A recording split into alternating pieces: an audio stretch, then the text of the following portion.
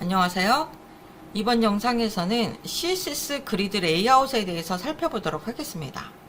CSS 그리드 레이아웃은요, 지난번에 배웠던 플렉스박스 레이아웃과 약간 다르게 동작을 해요. 어떻게 다르고 어떤 식으로 항목들을 배치하는지 살펴보도록 할게요. 플렉스박스 레이아웃 기억하시나요? 플렉스박스 레이아웃은 주축, 교차축 개념이 있었어요. 그러니까 주축을 결정해 놓으면 자동으로 교차축이 생기죠. 그러니까 주축이 가로라면 교차축은 세로가 되고 주축이 세로라면 교차축은 가로가 됐었어요. 그래서 이 주축으로 쭉 배치를 하다가 컨테이너 너비를 넘어가게 되면 교차축으로 넘어오는 그런 식의 방법으로 이제 배치를 했었습니다. 근데 CSS 그리드 레이아웃은요, 가로와 세로 양쪽 방향 모두를 사용을 합니다. 한꺼번에 지정을 하실 수가 있어요.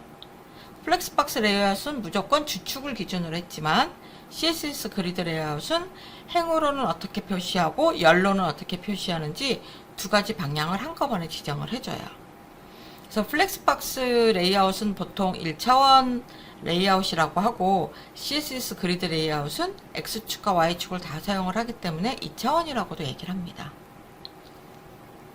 먼저 사용하는 용어를 좀 볼게요. CSS 그리드 레이아웃에서도 어떠한 항목들을 배치할 것인지 묶어주는 컨테이너가 필요합니다. 그래서 이 항목들을 묶는 그리드 컨테이너를 만들어 줘야 되고요. 그 컨테이너 안에 내가 배치하고 싶은 그리드 항목이 들어가게 됩니다. 이 세로로 배치하는 이것을 열이라고 합니다. 그리고 가로로 나타내는 이것을 행이라고 얘기를 해요. 로우라고 얘기를 하고, 각 그리드 항목 사이에는 간격, 갭을 둘 수 있습니다. 자, 제일 먼저 그리드 컨테이너를 만드는 방법을 알아볼게요. 자, 부모 요소를 그리드 컨테이너로 지정을 해야 되는데 이때 사용하는 속성은 디스플레이 속성입니다. 플렉스박스 컨테이너를 만들 때도 디스플레이 속성을 이용을 했었죠. 자, 그리드 컨테이너로 지정을 할 때는 디스플레이 값을 그리드라고 지정을 해주시면 돼요. 그리고 그 안에 열이 몇 개가 들어갈지 그리고 각 크기는 얼마인지 지정하는 게 그리드 템플릿 컬럼스입니다. 행이 몇 개나 되는지, 행의 높이가 얼마가 되는지를 지정하는 게 그리드 템플릿 로우즈라는 속성이에요. 자, 이런 걸 한번 만들어 보려고 해요. 원래 이렇게 1번부터 6번까지 하나씩 되어 있는 블록 레벨 요소거든요. 이것을 열이 모두 3개이고 행이 2개인 형태로 배치하려고 합니다. 그리고 각 열의 크기는 100픽셀, 200픽셀, 300픽셀이고요. 각 행의 높이는 50픽셀, 100픽셀인 이런 그리드 컨테이너를 만들어 볼게요. 네, 지금 보시는 이 문서를 한번 웹브라우저로 확인을 해보면 이렇게 생겼습니다. 이 안에 들어가는 애들을 이제 그 CSS 그리드 레이아웃을 이용을 해서 배치를 해볼 거예요. 우선 이 항목들을 묶는 그리드 컨테이너가 필요해요. 그래서 제가 여기다가 새로운 div 요소를 넣을 거고요. 그 부모의 클래스 이름을 컨테이너라고 해보겠습니다. 이렇게 묶어줬어요. 그러면 이 컨테이너 클래스에서 그리드 컨테이너를 지정을 해줘야 되겠죠. 컨테이너에서 디스플레이 속성을 그리드로 지정을 할 거예요. 그리고 칼럼, 그러니까 열이 3개입니다. 열의 크기와 개수를 지정을 할 때는 그리드 템플릿 컬럼스를 사용을 하고 100픽셀, 200픽셀, 300픽셀로 지정을 하겠습니다. 자, 그럼 이걸 보고 브라우저는 어떻게 알게 되냐면, 열이 모두 이렇게 3개가 필요하고 각 열의 너비 값은 이렇구나 라고 알게 됩니다. 자, 그리드 템플릿 로우스를 이용해서는 행의 개수와 행의 높이 값을 지정할 수 있어요. 네, 이렇게 지정하시면 돼요. 그럼 브라우저로 확인을 해볼까요? 네, 이렇게 바뀌었습니다. 1번부터 6번까지 쭉 나열되어 있었는데 그게 CSS 그리드 레이아웃을 이용해서 이런 식으로 배치가 됩니다. 100픽셀, 200픽셀, 300픽셀의 너비를 가지고 높이 값은 50픽셀, 100픽셀 이런 값을 가지는 형태로 바뀌게 되는 거죠. 이때 그리드 템플릿 로우스 대신에 그리드 오토 로우스라고 지정하실 수도 있어요. 이 오토라는 것은 행의 높이 값이 자동으로 조절되도록 하는 것입니다. 여기 밑에 보시면 그리드 오토 로우스라고 해놓고 100픽셀이라고 지정을 하면 행의 그 최소값이 100픽셀인 상태예요. 근데 이 안에 더 많은 내용이 들어오게 되면 이 100픽셀이 자동으로 커집니다.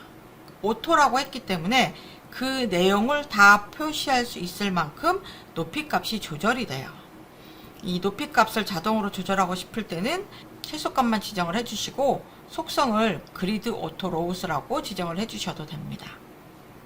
방금 앞에서 살펴본 것은 그 칼럼 열의 너비 값을 100픽셀, 200픽셀, 300픽셀 해서 픽셀 단위로 지정을 했어요.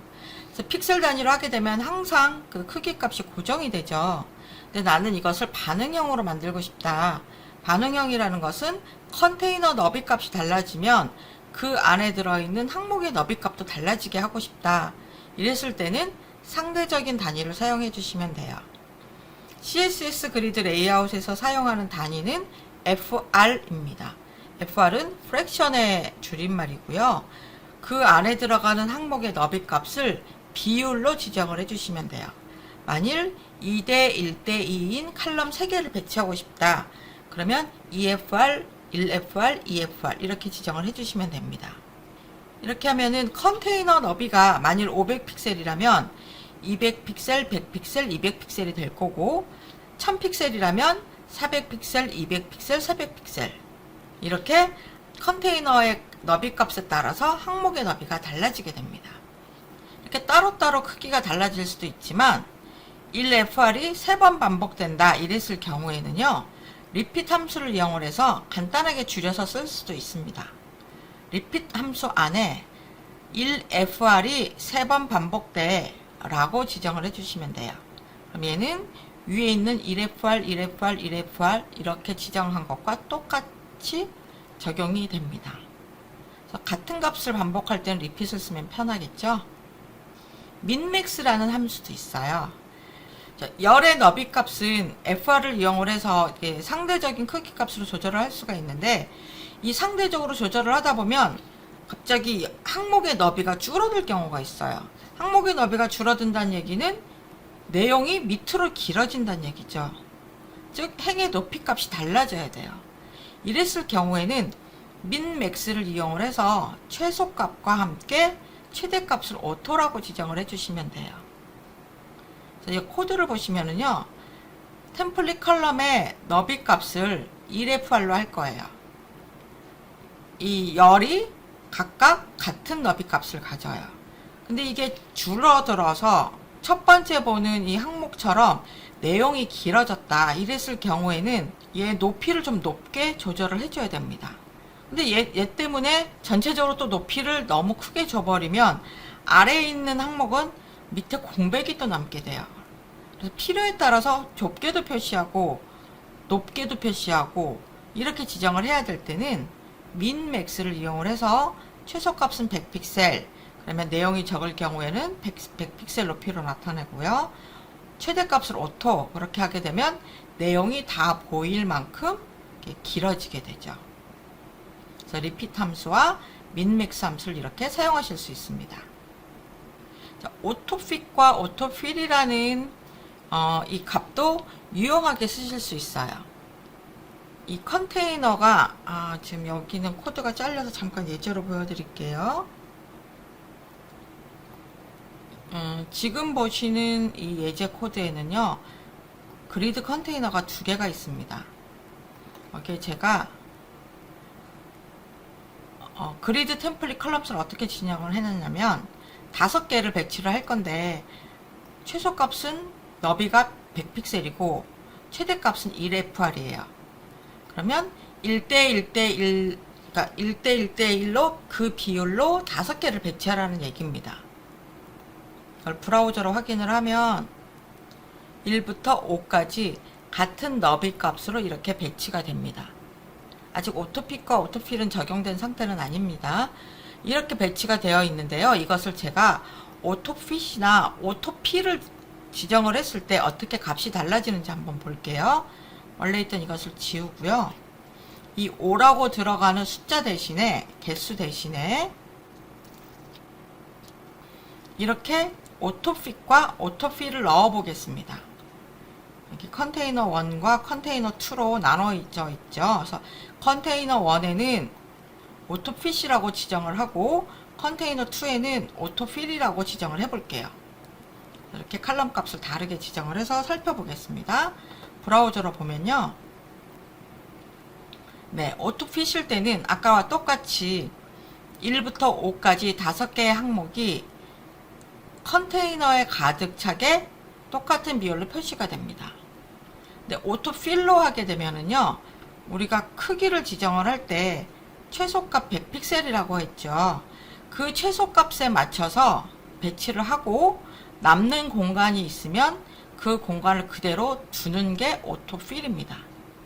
그러니까 오토핏이 기본적으로 우리가 사용하는 값인데 이걸 만약에 오토필로 하게 되면 필요한 개수만큼 컨테이너 안에 표시를 해주고 그때 열의 너비 값은 최소값을 사용을 한다.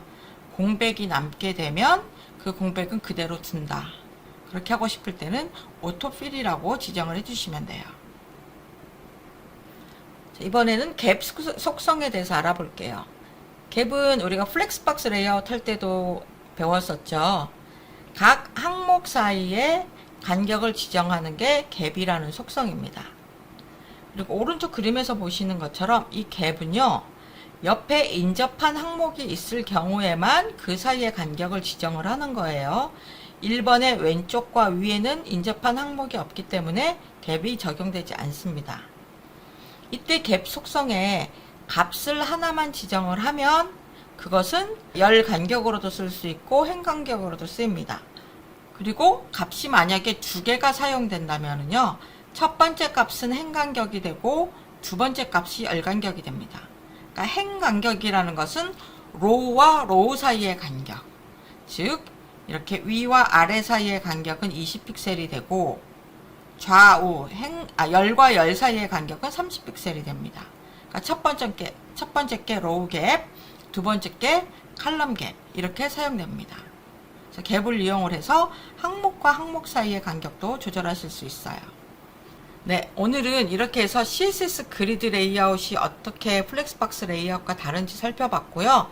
기본적인 배치 방법을 알아봤습니다. 네, 다음 시간에는 CSS 그리드 레이아웃을 배치할 때 그리드 라인을 이용하는 방법, 템플릿 영역을 이용하는 방법 두 가지에 대해서 살펴보도록 하겠습니다.